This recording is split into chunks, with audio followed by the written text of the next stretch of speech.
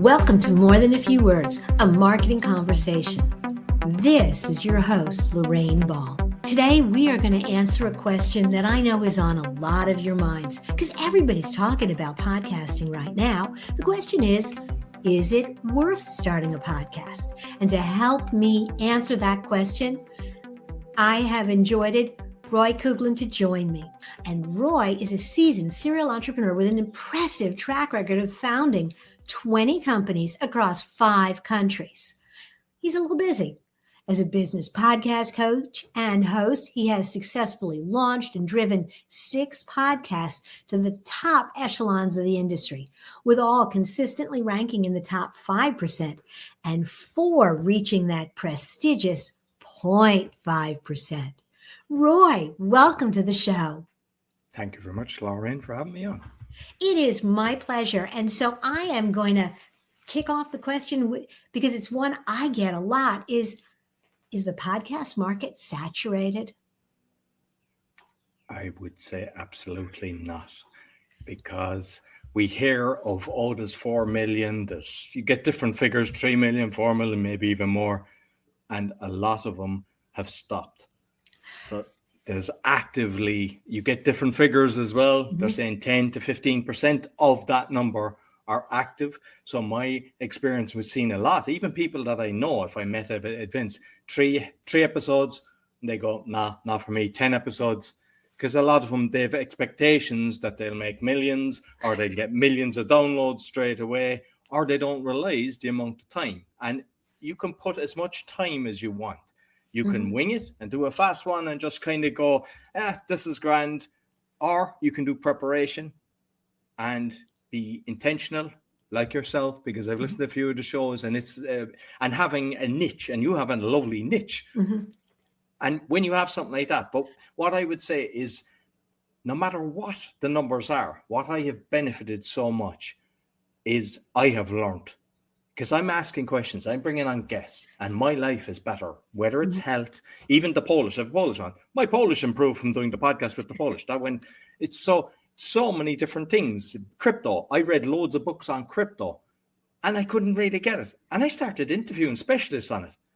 And I was asking questions that I got comments from guests saying, I didn't know that were big into crypto, because I was asking things about inheritance. What happens if somebody dies? Because you've this, the seed phrase, and people don't want to give that to anybody because they want to protect it. But I was asking these kind of questions, and I'm learning myself then from all the guests coming on, and I think you will benefit from that. Okay, so yes, there are a lot of podcasts out there, but what I'm hearing is they're not nearly as many as people think because they're not all active. But then you sort of read my mind and anticipated the next question, which is, but why do a podcast? It's not just, well, based on your comments of I'm not going to make $1 million right away, and it's going to take time to build an audience. Why do a podcast? There's a few reasons. One, even if you've no intention of building a big audience, but if you're a business owner and you're doing high-tech stuff, you can interview the people that would be ideal customers for you. They would love to come on, and now you have a great relationship as opposed to you cold calling or reaching out. So that's a great way of doing it. The other is, if a lot of people are coaches and they don't know how to get customers, there's loads of companies that will try to sell you lead generation, give me $6,000, and you're $6,000 down without getting customers coming in, then you're going on to the next person. But with a podcast, you can interview different people and they're listening to your skill set. So your listeners go, this person knows what they're talking about. Mm-hmm. So just by having the conversations, you're showing your skill set, and you don't have to have a heavy sale. I mean, there's different ways of monetizing that you can do it, affiliate links and things like that. So that's another one. And the other thing is, it's a hobby. You can be curious. If you have a skill set that you can change the world, like a lot of people now, especially we're living in crazy times. Mm-hmm. If you can make the world a better place, whether it's mental health, whatever it is, it's spirituality. There's so many different things, creative stuff, humor. Mm-hmm. If you can make someone smile, if you can change someone's life, you're not only changing their life, you don't know the ripple effect inside that household, but they could then, like, I know that a lot of the people I've helped with podcasting, they've helped other people as well. Mm-hmm. You don't know who's going to change the world based on that kind of positivity going into the world. So if you've got a skill set, you owe it to it. And even if you don't, and you're curious, people will come on to share their skill set, and then you can become an expert in it. Absolutely. And I love, you ran through so many great suggestions there. And one of the ones that you touched on was, if you are in a business where you are trying to demonstrate your expertise, I used to take my podcast recordings and send them to a prospect. I would pick an interview that I thought really touched on whatever it was I was talking to that client about, and said, hey, you might find this interesting. And those interactions became so much more productive because they could sort of spy on me behind the scenes and really get to know me a little bit. And I also love the idea of, touching even one person who gets motivated or inspired. That is a great feeling at the end of the day. No, absolutely. You'll get people that will write a comment or just come up to you. Sometimes people will think you'll get loads of comments. And I remember, the numbers were okay, but I didn't get much comments. And then I went to an event and loads of people came up to me because I was in Mind Valley and they kind of knew me. Mm-hmm. And they were saying, I listened to all the episodes, I love it. So I would have assumed that they'd be giving thumbs up and comments and everything. But then I thought, I'm not doing that either. So I'm trying to get into the habit when I like something, just to give a bit of support, because we tend to, it's the stuff that annoys us that we'll put the energy into, and just forget about that stuff. Don't put the energy there. Put the energy into the people that are creating things that are actually helping you and helping humanity. And that way, by you giving a thumbs up or a comment, it helps the algorithms that more people will see it and the show will grow and the bad ones will just fizzle away. Absolutely. And I had somebody say recently, and I never really thought about it in this perspective, but it's, don't be disappointed if you get 50 downloads. How excited would you be if if 50 people showed up to hear your presentation? I think social media has completely distorted our idea of how big our audiences need to be to make an impact. I did Toastmasters for a few years. And a lot of the times there'd be 10 people in the room, maybe 20 people, and you're delighted. And then you're getting feedback from people. So if you're doing a podcast, there's only 20 and 20 come next week, take that, just try to visualize them in the room. Even do a Google search to see what it looks like to have 20 in a room, 50 in a room, and 100, because it's a lot of eyeballs looking at you. Mm-hmm. But we're tend to looking at Mr. Beast and all these big boys, and we think we're a failure. And it's no, don't do that.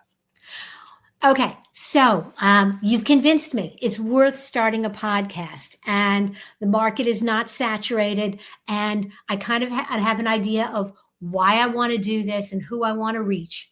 Now what? Well, I like to kind of cater for every budget. So you make sure you can do it online yourself. You can go away, because I know sometimes people, they're struggling, and maybe this might be a way of them to get out of where they're at. So you can go away and you can check online. All you're doing is you're getting a graphic. Get a graphic that is the image for your thing. You can do that online cheap as well, or you can get somebody to do it. You get a name. I've used all my names. I think it helps. I've got learnpolishpodcast.com, speakingpodcast.com, meditation, because I think if someone's doing a search, the name will help. I've seen podcasts that have nothing to do with the name, and they get millions of downloads. So but perhaps think of that.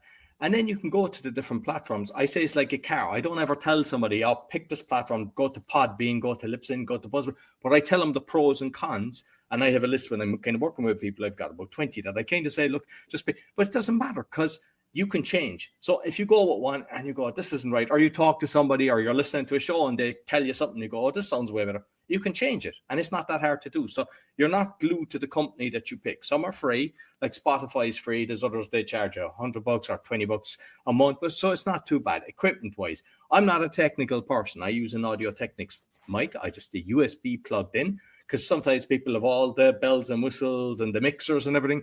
But I've come across people that don't really understand tech. And when something goes wrong, they're going, I can't do the recording, I can't get it right, or whatever. So if you just want to keep it simple, I have this for 7 years. I have a backup mic, because I thought, and it works perfectly. I put a cover on it. It's like a nose for a clown nose kind of thing, but that protects the dust. And that's one of the things. Software as well. Before I was like Audacity, that's free, and you can just go in and take out the ums, the ahs, the pause. But then now you can use software to do it. Adobe I use, and that enhances the sound. So there's been times I've had interviews. We done live ones one time, and someone was obviously using their laptop, And I thought, I can't put this out. And Adobe made it perfect. So there's even software. And you can then put it out on YouTube, Rumble, BitChute. It ain't hard. And then you just share it and put it on different things. And once you're in the game, read a few books on it and just enjoy the process. And don't try to be on 50 platforms like X, Instagram, and everything, because we all it's nice to be on them, but put your energy into one and try to get that to work. And then when you have that systemized, go on to the next one.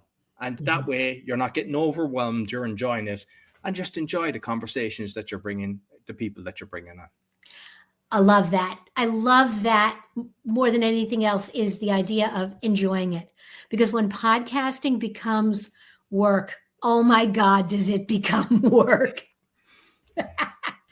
Well, Roy, this has been fabulous. Thank you so much for dropping by and talking about podcasts with me. No, thank you very much for having me. Thoroughly enjoyed our conversation. I'm going to encourage everybody, if you liked what you heard, roycoughlan.com, RoyCoughlan.com. He's got a ton of other links. They're all going to be in the show notes. So pick the ones that mean something to you. Thanks again, Roy. Thank you very much. And if you've enjoyed this conversation, if you're looking for other resources for your business, hop over to morethanafewwords.com. You'll find workbooks, white papers, and so much more. This has been another episode of More Than a Few Words. Thanks for listening.